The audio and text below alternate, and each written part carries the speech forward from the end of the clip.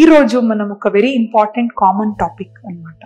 అంటే చాలా మంది న్యాచురల్గా ప్రెగ్నెన్సీ రావట్లేదు, మనం ఏమి చేయాలి న్యాచురల్గా ప్రెగ్నెన్సీ రావటానికి, న్యాచురల్గా ప్రెగ్నెన్సీ రాలేదంటే రీజన్స్ ఏంటి అని చాలా మంది అడుగుతున్నారు. ఈ వీడియో ద్వారా మనము న్యాచురల్గా ప్రెగ్నెన్సీ వచ్చేది మళ్ళీ ప్రాబ్లమ్స్ ఏంటి, రీజన్స్ ఏంటి ప్రెగ్నెన్సీ రాకపోవటానికి, దీని గురించి డిస్కషన్ చేస్తాం.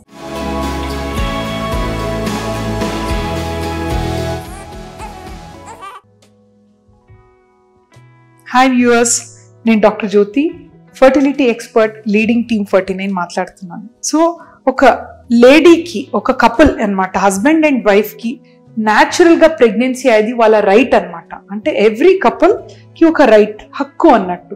సో మనం రీసెర్చ్ అండ్ సైన్స్ చూస్తే ఒక కపుల్ పెళ్ళి అయిన తర్వాత పిల్లలు కావాలి అని అనుకుంటే ఏ డాక్టర్ దగ్గర వెళ్ళకుండా కూడా 85%కి ఫస్ట్ ఇయర్లో ప్రెగ్నెన్సీ వచ్చేస్తుంది అనమాట. ఇది నేను చెప్పటం కాదు, గైడ్ లైన్స్ చెప్తుంది. అంటే ఫస్ట్ ఇయర్ వరకు ఆల్మోస్ట్ 84% విల్ కన్సీవ్. వాళ్ళకి న్యాచురల్గా అయిపోతుంది, ఏమి డాక్టర్ దగ్గర ఏమి ట్రీట్మెంట్ కూడా అవసరం ఉండదు. సెకండ్ ఇయర్లో ఆల్మోస్ట్ 92%కి న్యాచురల్గా అవుతుంది అన్నట్టు, ఏమి ట్రీట్మెంట్ తీసుకోకుండా కూడా. థర్డ్ ఇయర్ వరకు కూడా ప్రెగ్నెన్సీ కాలేదంటే మిగిలిన 8% వీళ్ళకి కంపల్సరీ కొంచెం అంటే ట్రీట్మెంట్ అనేది ఏంటి అని మనం ఫైండ్ అవుట్ చేసుకోవాలి. సో ఇప్పుడు అందరికీ డౌట్ ఏంటంటే మేము ఎన్ని ఇయర్స్ వరకు వెయిట్ చేయాలి, 2 ఇయర్సా 3 ఇయర్స్గా న్యాచురల్గా కావట్లేదంటే, అంటే మన ఎవిడెన్స్ ప్రకారం 1 ఇయర్ వరకు కూడా ప్రెగ్నెన్సీ కాలేదంటే ఫస్ట్ ఒక డాక్టర్ని కన్సల్ట్ చేయాలి, ఏంటి ప్రాబ్లం అని మనం తెలుసుకోవాలి. ఎందుకంటే ఫస్ట్ ఇయర్లో చాలా మందికి న్యాచురల్గా అవుతుంది, కాలిన వాళ్ళు కంపల్సరీ డాక్టర్ దగ్గర వచ్చి ఏంటి ప్రాబ్లం అని డెఫినెట్లీ కన్సల్టేషన్ చేసుకోవాలి అన్నమాట.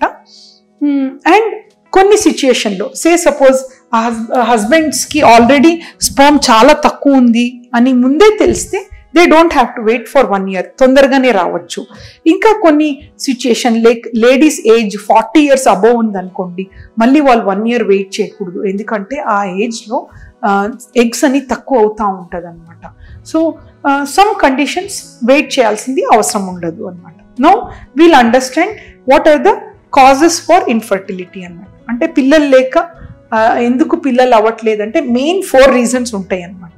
వన్ ఈజ్ ఫీమేల్ ఫ్యాక్టర్స్, లేడీస్లో ఉన్న ప్రాబ్లమ్స్ అన్నట్టు. సెకండ్, మేల్స్లో ఉన్న ప్రాబ్లమ్స్ అన్నట్టు. థర్డ్, ఇద్దరిలో చిన్న చిన్న కంబైన్డ్ ప్రాబ్లమ్స్ ఉంటాయి. ఇంకా ఫోర్త్లో అన్ఎక్స్ప్లెయిన్డ్ ఇన్ఫర్టిలిటీ, అంటే అందరు డాక్టర్స్ దగ్గర వెళ్తే కూడా డాక్టర్స్ అందరూ అన్ని టెస్ట్ బాగుంది, మీకు ఏం ప్రాబ్లం లేదంటారు, బట్ వాళ్ళకి 5 ఇయర్స్ 6 ఇయర్స్ 7 ఇయర్స్ తర్వాత కూడా పిల్లలు పుట్టరు. సో అక్కడ మైక్రోమాలిక్యులర్ లెవెల్లో ఇష్యూస్ ఉంటాయి అన్నమాట, నార్మల్ టెస్ట్లో కనిపించదు. We call them as unexplained infertility అన్నట్టు. Now I'll explain you each type of fertility. ఇప్పుడు మనము ఇది అర్థం చేసుకోవటానికి లేడీస్ గర్భాశయం గురించి మనం ఐడియా ఉండాలి మనకి. ఇది లేడీస్ గర్భాశయం అన్నమాట. గర్భాశయంకి ఒక ద్వారం ఉంటుంది, సర్విక్స్ అని చెప్తాము. ఇది గర్భాశయం, యూట్రస్ అని చెప్తామన్నమాట. ఈ యూట్రస్లో ఒక లైనింగ్ ఉంటుంది, గర్భాశయం లోపల ఒక లైనింగ్ ఎండోమెట్రియం అని చెప్తాం, చాలా ఇంపార్టెంట్. ఇది గర్భాశయం, యూట్రస్ అని చెప్తామన్నమాట. సో బోత్ ద సైడ్స్ యూట్రస్లో ట్యూబ్స్ ఉంటాయి అన్నట్టు. ఇది ఒక సైడ్ ట్యూబ్, ద ట్యూబ్స్కి పక్కనే మనకి ఒక లెఫ్ట్ సైడ్ ట్యూబ్, ఇది రైట్ సైడ్ ట్యూబ్ అన్నమాట. సో ట్యూబ్ కూడా ఒకటి స్లెండర్ స్ట్రక్చర్ అన్నమాట. దీనికి ఎండ్లో ఒక హ్యాండ్ లెక్క స్ట్రక్చర్ ఉంటుంది, ఫిమ్రియల్ ఎండ్ అని చెప్తాం. సో ట్యూబ్ ని పక్కనే అండాశయం ఉంటుంది అన్నమాట. అండాశయం అంటే ఇది ఒక బ్యాగ్ లెక్క స్ట్రక్చర్, చిన్న చిన్న ఎగ్స్ ఉంటాయి అన్నమాట. అండాశయంలో చిన్న చిన్న ఎగ్స్ ఉంటాయి అన్నమాట. నార్మల్ గా ఒక 7 to 8 ఎగ్స్ ఉంటాయి అన్నట్టు లేడీస్ లో. కొందరికి 3-4 కింద తక్కువ ఉంటే తక్కువ ఎగ్స్, పువర్ ఓవేరియన్ రిజర్వ్ అని చెప్తాం. కొందరికి ఎక్కువ ఉంటాయి 12 ఆర్ మోర్ దెన్ 12, వాళ్ళకి పాలిసిస్టిక్ ఓవరీస్ అని చెప్తాం. సో లెఫ్ట్ సైడ్ అండాశయం బ్యాగ్ ఓవరీస్ అది అంటాము. ఇంకా రైట్ సైడ్ కూడా అండాశయం బ్యాగ్ లో ఎగ్స్ ఉంటాయి అన్నమాట. సో నార్మల్ గా ఏమవుతుందంటే ఈ పీరియడ్ సెకండ్ డేలో ఈ అండాశయం చిన్నగా ఉంటాయి ఎగ్స్ అన్నమాట. సో ఎవ్రీడే 2 mm పెరుగుతూ ఉంటుంది. కరెక్ట్గా మిడ్ సైకిల్ అంటే పీరియడ్స్ది 14th డే ఆ రోజు ఈ ఎగ్ బ్యాగ్ నుంచి ఎగ్ విడుదల అవుతుంది అనమాట. బ్యాగ్ నుంచి ఇట్లా విడుదల అవుతుంది. సో ఎగ్ బ్యాగ్ నుంచి ఈ ట్యూబ్స్లో వెళ్తాయి, హ్యాండ్స్ నుంచి ట్యూబ్స్లో వెళ్ళి ఇక్కడ ఎగ్స్ వెయిట్ చేస్తుంది అనమాట. జస్ట్ ఒక 24 hours to 36 hours, 1 to 1.5 days ఉంటుంది అనమాట ఎగ్ బ్యాగ్ నుంచి రిలీజ్ అయ్యి. ఆ టైంలో హస్బెండ్ అండ్ వైఫ్ టుగెదర్ ఉంటే స్పర్మ్స్ వెజైనాలో డిపాజిట్ అవుతుంది. ఆ స్పర్మ్ వెజైనాలో డిపాజిట్ అయ్యి స్పర్మ్కి ఒక మూమెంట్ ఉంటుంది అనమాట. పైకి ఇట్లా వెళ్తుంది, ఇట్లా వెళ్ళి బోత్ సైడ్స్కి వెళ్తాయి అన్నట్టు స్పర్మ్స్.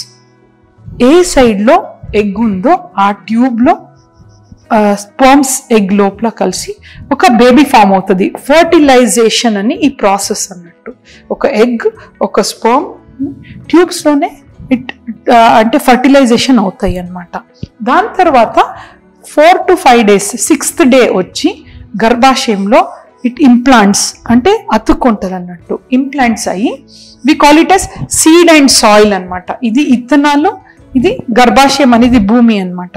సో ఆ సీడ్ ఈ సాయిల్లో ఇంప్లాంట్ అయిన వెంటనే కెమికల్స్ అన్ని రిలీజ్ అయ్యి, హార్మోన్స్ రిలీజ్ అయ్యి మంచిగా అతుక్కుంటుంది.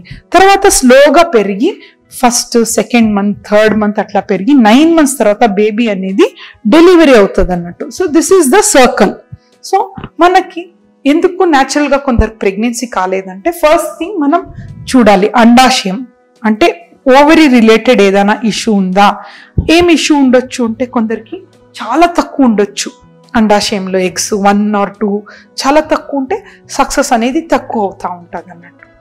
అండ్ కొందరికి ఏజ్డ్గా అంటే చాలా ఏజ్ అయిన తర్వాత 34, 5, 40 ఆ ఏజ్లో అండాశయంలో ఎగ్స్ అనేది తగ్గిపోతాయి. So chances of normal pregnancy కొంచెం తక్కువ ఉంటుంది అన్నట్టు. ఇంకా కొన్ని కండిషన్లో అండాశయంలో ఎక్కువ ఎగ్స్ ఉంటే కూడా చాలా ఎక్కువ అంటే 12 to 14, 15 ఉంటే కూడా ఇది కరెక్ట్ టైంకి రిలీజ్ కాదు. వాళ్ళకి పాలిసిస్టిక్ ఓవరీస్ అంటాం. వీళ్ళకి కూడా కొంచెం సబ్ ఫర్టిలిటీ అంటారు. అంటే ప్రెగ్నెన్సీ అవుతుంది వాళ్ళకి, బట్ కొంచెం స్లోగా లేట్గా అవుతుంది అనమాట. నేను ఎప్పుడు ఒక లేడీ నెలసరి ఇర్రెగ్యులర్గా వచ్చినప్పుడు ఫస్ట్ అండాశయంది స్కాన్ చేస్తాం. ఎక్కువ ఎగ్స్ ఉంటే పాలిసిస్టిక్ ఓవరీ, మనం ఏమి వరి అవ్వాల్సింది అవసరం లేదు. ఐ నో సమ్వేర్ కొన్ని లేట్ అవుతే కూడా వాళ్ళు ప్రెగ్నెన్సీ అవుతారని.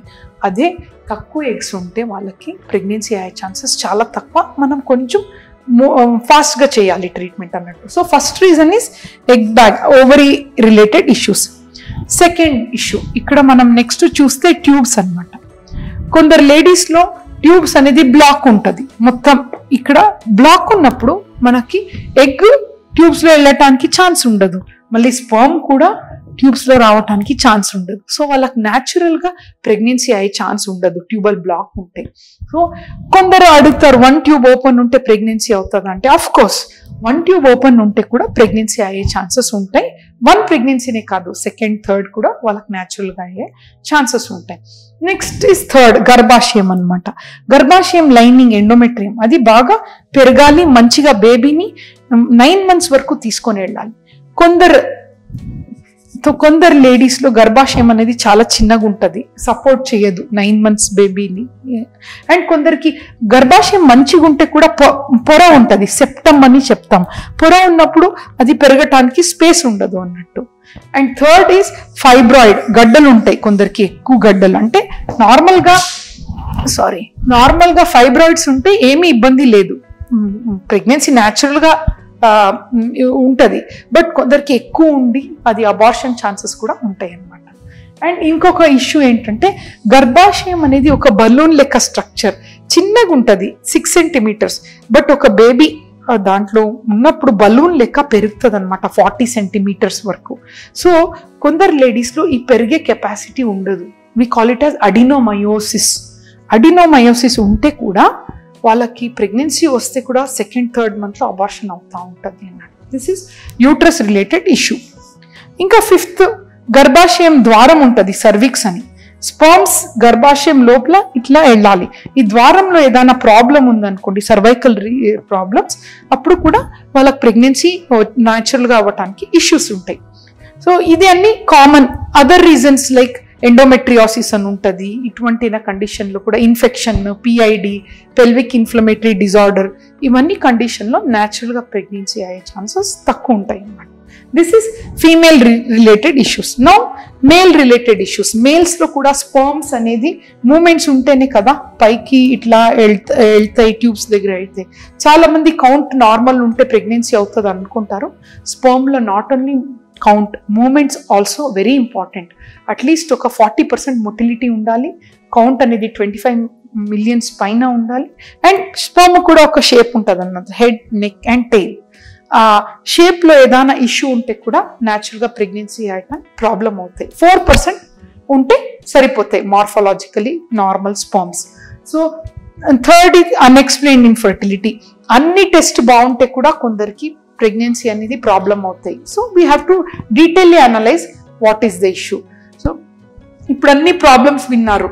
Science is advance so much, అంటే ఏ ప్రాబ్లం ఉంటే కూడా దానికి తగిన ట్రీట్మెంట్ ఉంది. మనం fertility maybe 25 years back success rate చాలా తక్కువ ఉండింది. బట్ ఇప్పుడు because of so much of research and so much of awareness, చాలా మందికి ముందు ట్యూబ్స్లో ప్రాబ్లం ఉంటే అస్సలు పిల్లలు పట్టురు అని వాళ్ళు, అండ్ స్పర్మ్స్లో ప్రాబ్లం ఉంటే అస్సలు తండ్రి కాలేరు అని చెప్పేవాళ్ళు. బట్ ఇప్పుడు అట్ ప్రెజెంట్ సిచ్యుయేషన్ ఏమి ప్రాబ్లమ్స్ ఉంటే కూడా సొల్యూషన్ ఉంది. Because science has developed so much. Any problem solution ఉంటుంది అనమాట. So this is about causes of fertility. Thank you so much.